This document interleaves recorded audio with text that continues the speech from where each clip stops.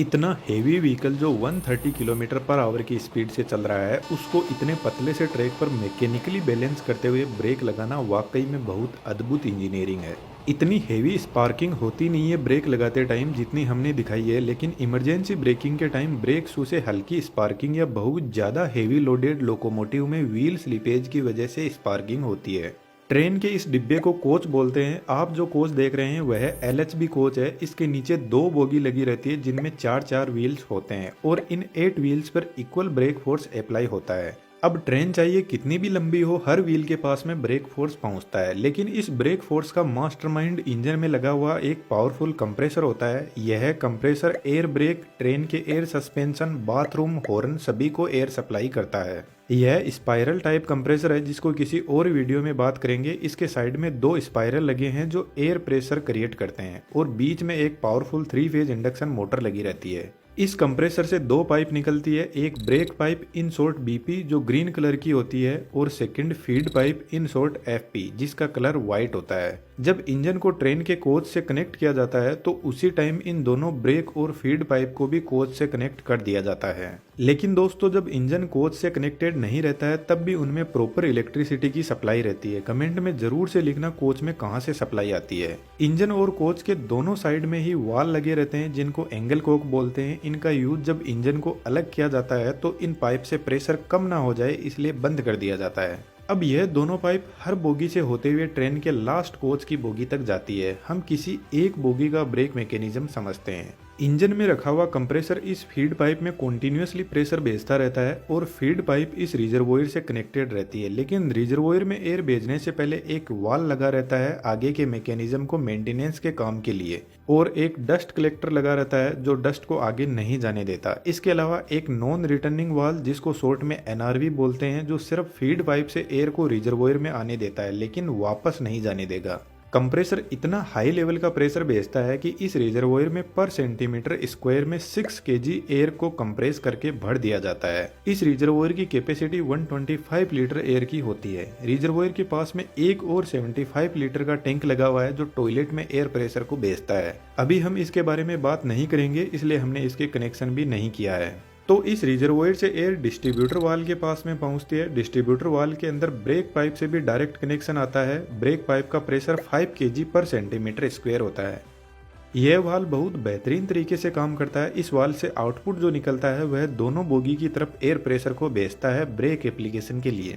DB में एक piston दिखाई दे रहा है जिसमें नीचे की तरफ रिजर्वोयर से प्रेशर आ रहा है और ऊपर से ब्रेक पाइप का प्रेशर आ रहा है, तो पिस्टन एक जगह रुका रहेगा। जब ट्रेन का ड्राइवर ब्रेक लगाता है तो वह ब्रेक पाइप के प्रेशर को कम करने लगता है, जिसकी वजह से फीड पाइप से आ रहा प्रेशर इस पिस्टन को ऊपर की तरफ फोर्स लगाएगा, जिससे फीड पाइप का एयर प्रेशर का कनेक्शन ब्रेक सिलेंडर की पाइप से हो जाएगा और रिजर्वोयर में भरी हाई प्रेशर एयर दोनों साइड में लगी बोगी की तरफ जाने लगेगी। दोस्तों, यह एग्जॉस्ट पाइप है। यहाँ पर जो पिस्टन लगा है उसकी डिजाइन कुछ इस टाइप की है और वह इसलिए क्योंकि जब feed pipe brake cylinder pipe से कनेक्ट होती है उसी time break pipe exhaust pipe से कनेक्ट होती है, तो पिस्टन ब्रेक पाइप के प्रेशर को एग्जॉस्ट पाइप से रिलीज नहीं होने देता। अब इस कंडीशन में रिजर्वोयर का प्रेशर धीरे धीरे डाउन होने लगता है, लेकिन कंप्रेसर इस प्रेशर को डाउन होने नहीं देता, कंटिन्यूअसली एयर को भेजता रहता है। यदि लोको पायलट जितनी स्पीड से ब्रेक पाइप का प्रेशर रिलीज करता जाएगा उसका 2.5 टाइम्स प्रेशर ब्रेक सिलेंडर की तरफ जाएगा। फॉर एग्जाम्पल, यदि लोको पायलट ने 1 केजी पर सेंटीमीटर स्क्वायर ब्रेक पाइप का प्रेशर डाउन किया तो ब्रेक सिलेंडर की तरफ रिजर्वोयर से 2.5 केजी पर सेंटीमीटर स्क्वायर प्रेशर जाएगा। इस पाइप से होते हुए एयर प्रेशर यहाँ से फ्रंट और रियर व्हील के लिए डिवाइड हो जाएगा। यहाँ पर फिर से वाल लगे रहते हैं मेंटेनेंस के काम के लिए।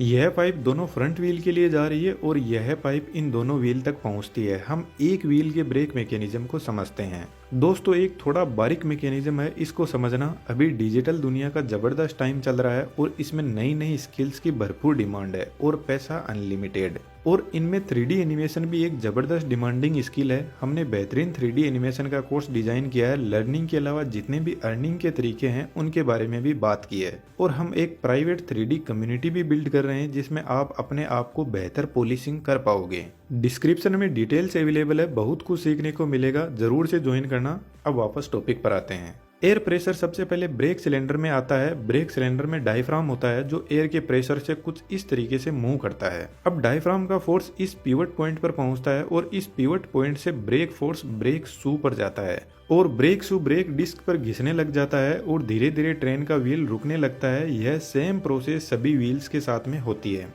ब्रेक डिस्क कुछ इस टाइप की बनी होती है जिसमें कुछ ऐसी बार होती है जो इसकी कूलिंग में हेल्प करती है। अब जब ट्रेन रुक जाती है तो जब तक ब्रेक सिलेंडर में एयर प्रेशर अवेलेबल रहेगा तब तक ट्रेन का ब्रेक लगा हुआ रहेगा। तो जनरली जब ट्रेन खड़ी रहती है तो उसमें ब्रेक लगा हुआ रहता है जो एक हैंड ब्रेक की तरह काम करता है। तो ट्रेन को स्टार्ट करने से पहले ब्रेक सिलेंडर की एयर को रिलीज करना जरूरी है। उसके लिए वापस डिस्ट्रीब्यूशन वाल्व पर चलते हैं। जब तक ट्रेन में ब्रेक अप्लाई रहता है तब तक रिजर्वोयर जिसमें एयर फीड पाइप से आती है वह कंटिन्यूअसली इस पिस्टन को ऊपर की तरफ फोर्स लगा के रखती है। लेकिन ब्रेक रिलीज के टाइम कंप्रेसर फिर से ब्रेक पाइप का प्रेशर बढ़ाने लग जाता है और एक कंडीशन आती है जब पिस्टन वापस नीचे की तरफ आने लगेगा जिससे रिजर्वोयर का कनेक्शन हट जाएगा और ब्रेक सिलेंडर में जो पाइप अब तक प्रेशर भेज रही थी उसका कनेक्शन इस एयर रिलीजिंग पाइप से हो जाएगा। डायफ्राम के पास में एक स्प्रिंग लगी रहती है जो डायफ्राम को वापस नॉर्मल पोजीशन पर आने के लिए फोर्स लगाती रहती है। तो जैसे ही ब्रेक सिलेंडर वाली पाइप का कनेक्शन इससे होगा तो स्प्रिंग ब्रेक सिलेंडर की एयर को पूरी बाहर की तरफ रिलीज कर देगी और ब्रेक रिलीज हो जाएगा। ट्रेन के ब्रेक रिलीज करते टाइम कुछ ऐसी आवाज एयर की हमें सुनाई देती है। डिस्ट्रीब्यूशन वाल्व के पास में एक छोटा टैंक और होता है। इसमें ब्रेक पाइप के प्रेशर को परमानेंटली फीड कर दिया जाता है ताकि जब ब्रेक पाइप का प्रेशर रिड्यूस हो तो डिस्ट्रीब्यूशन वाल्व इस छोटे से टैंक से कंपेयर कर सके कि ब्रेक पाइप का प्रेशर कितना रिड्यूस हुआ है। ट्रेन में एक और ब्रेक होता है हर कोच के अंदर जिसको चेन पुलिंग बोलते हैं। तो जब कोई भी चेन पुलिंग करता है तो एक्चुअल में वह ब्रेक पाइप के प्रेशर को रिलीज कर देता है जिससे ट्रेन में ब्रेक अप्लाई हो जाते हैं।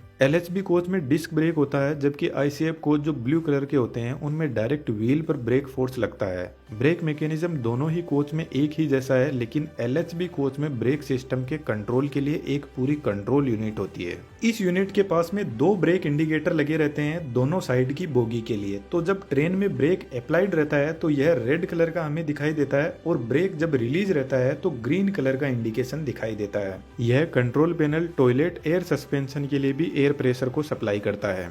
दोस्तों इस वीडियो पर अच्छा रिस्पांस मिलता है तो हम LHB और ICF कोच के बीच में जो डिफरेंस है उसके बारे में डिटेल से बात करेंगे। हमारे 3D एनिमेशन के कोर्स में आपका मोस्ट वेलकम है। Thank you.